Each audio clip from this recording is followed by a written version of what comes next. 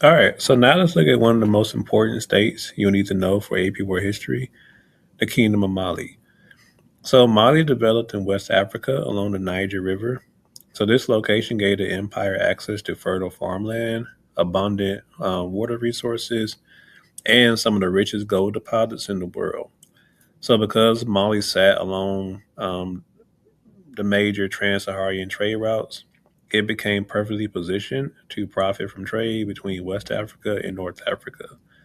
So Mali society was highly organized. At the top was the Mansa, or emperor, followed by the nobles, the Islamic scholars, merchants, artisans, all the way down to enslaved people. So Islam became especially important among the elites and urban areas, while many rural communities continued practicing traditional African religions.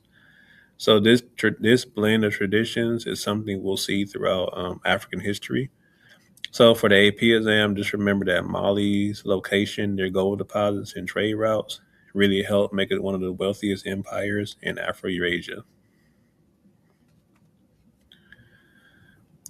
So as you look at these images, notice the connection between trade, wealth, and power. So Mali became wealthy because it controlled trade routes and valuable resources. So the wealth allowed rulers to build cities, support scholars, and strengthen political authority. This is one of the best examples in AP War history of how trade can contribute directly to state building.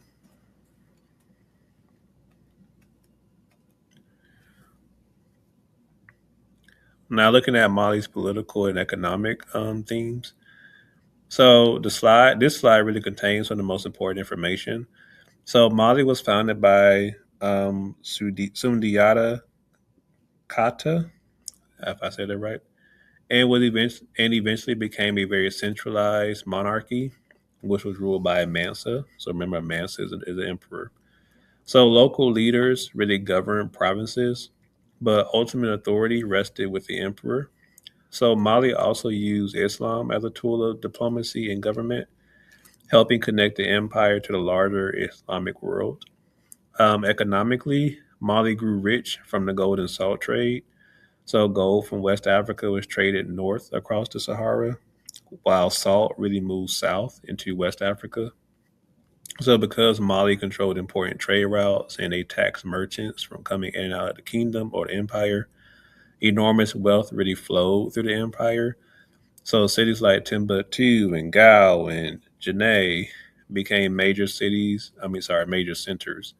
of both trade and culture. So if I ask you what made Mali popular, the answer is simple: control the trade.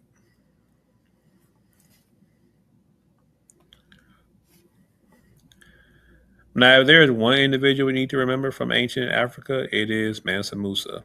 So Mansa Musa ruled Mali during its golden age and is often considered the wealthiest person in history. So his most famous accomplishment was his pilgrimage to Mecca in 1324. So during the journey, he traveled with thousands of attendants and distributed so much gold that the value of gold reportedly fell in Cairo for years afterwards. So the pilgrimage was about more than wealth. It really demonstrated Mali's importance to the broader Islamic world. So Mansa Musa established diplomatic relationships, encouraged trade, supported Islamic scholars, and he also funded the construction of mosques and schools throughout Mali. So along his journey, he also was very big on pushing Islam and spreading it throughout areas. So for you as an AP World student, just remember Mansa Musa represented the connection between trade, Islam, and state building.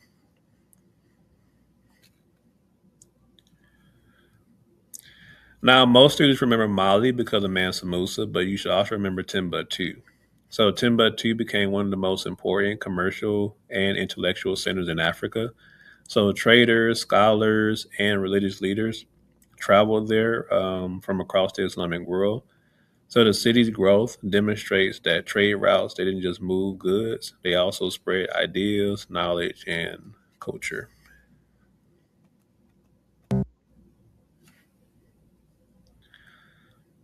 So Mali's wealth from trade helped make it one of the leading centers for Islamic scholarship in the world. So institutions such as the Sankore Mosque attracted scholars and students from across Afro-Eurasia. So libraries really preserved thousands of manuscripts, while Arabic literacy expanded among educated elites. But at the same time, traditional West African customs really remained important. So oral historians, known as griots, really preserved the history of Mali, and they passed those stories down from generation to generation. So this combination of Islamic influence and African traditions demonstrate cultural blending and adaptation. So technology-wise or innovation-wise, Mali really benefited from camel saddle innovations. So remember those camels we talked about in the last video that really helped make trade possible in Africa.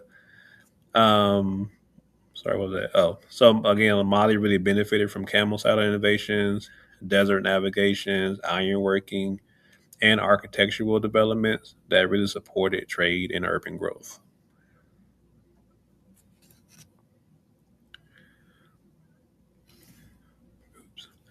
All right, so far we focused on West Africa and the trans-Saharan trade routes.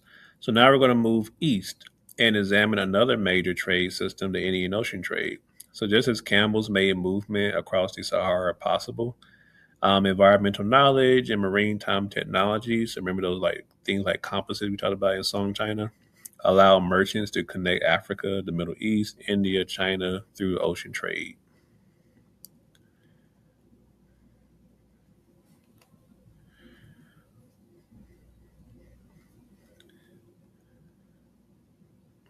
All right, we're going to stop here for this video.